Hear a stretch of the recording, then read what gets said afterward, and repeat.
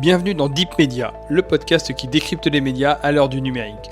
Je suis Julien Bougeaud, consultant social média et IA générative, mais avant tout passionné et curieux de l'univers média depuis plus de 15 ans.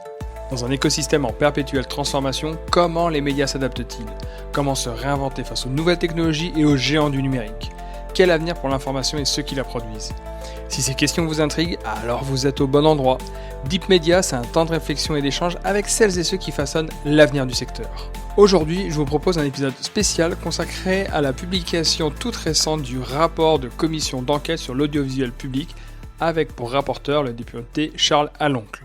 Ce rapport met en évidence 69 propositions pour faire évoluer l'ensemble du service public audiovisuel avec des mesures chocs, certaines tout à fait terribles pour l'avenir de l'audiovisuel public et la filière de la création d'ordre général.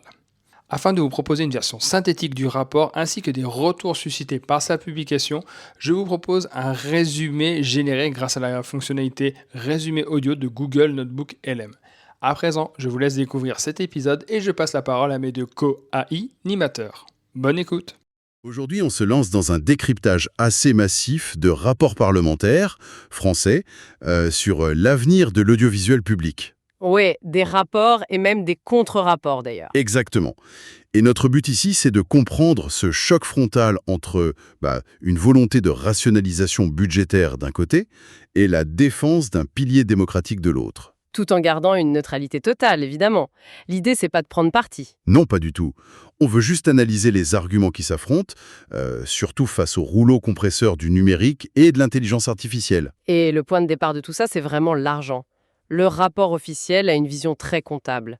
Il propose de réaliser 1 milliard d'euros d'économies par an. 1 milliard, c'est énorme. Ah bah oui, ça impliquerait carrément de fusionner les chaînes France 2 et France 5, et même de supprimer France 4.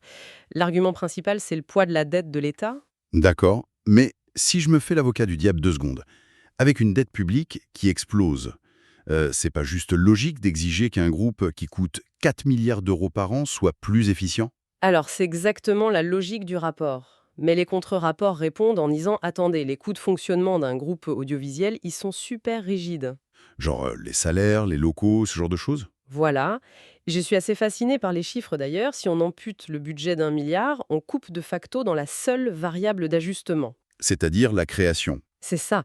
Selon eux, cette coupe équivaudrait à supprimer 100% des investissements dans les séries, les documentaires et l'animation. C'est fou. En fait, c'est un peu comme vouloir alléger un navire de charge en jetant son propre moteur par-dessus bord. C'est une super image. On flotte un peu plus haut, mais on n'avance plus du tout. Et les défenseurs disent bien que ces 4 milliards ne sont pas qu'une dépense à perte, mais un investissement souverain. Ça fait vivre toute une industrie avec, près de 70 000 emplois? Complètement.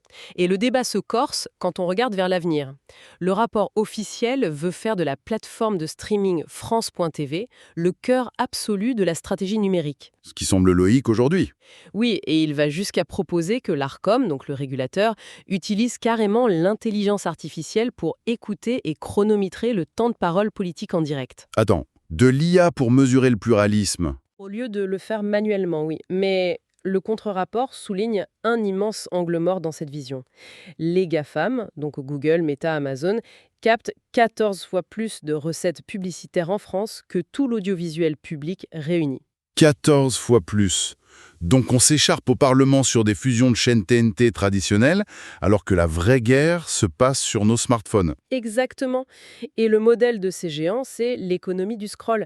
Leurs algorithmes sont spécifiquement conçus pour créer une addiction. Ouais, pour capter l'attention le plus longtemps possible, quoi. Alors que le service public, lui, propose un contre-modèle avec des formats longs pensés pour la santé cognitive. Mais concrètement, au quotidien, ça donne quoi, cette protection légale?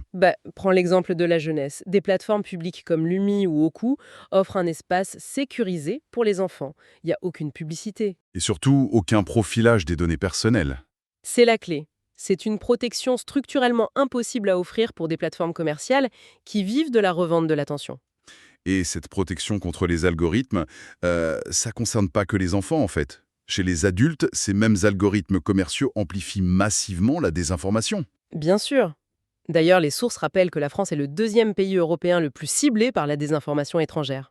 Avec les bots, l'IA générative, les deepfakes ultra-réalistes, c'est terrifiant. Totalement.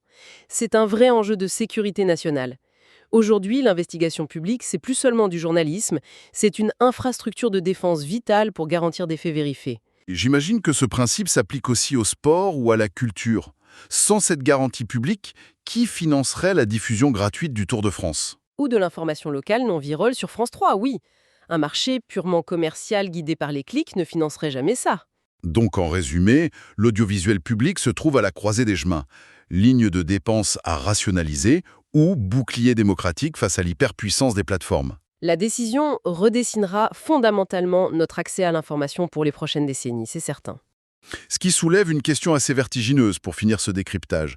Si les deepfakes et l'IA continuent de flouter notre rapport au réel, pour vraiment concurrencer les géants de la tech, est-ce qu'un service public massivement financé ne devra pas, à terme, créer ses propres algorithmes et ses propres réseaux sociaux souverains ?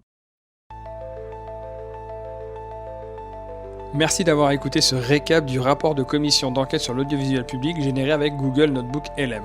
Je suis preneur de tous vos retours à propos de ce format. Je vous donne rendez-vous prochainement pour de nouvelles interviews inédites où l'on va continuer d'explorer le futur des médias à l'heure du numérique. En attendant, pour ne pas manquer les prochains épisodes, abonnez-vous à ce podcast et mettez les commentaires et étoiles adéquates.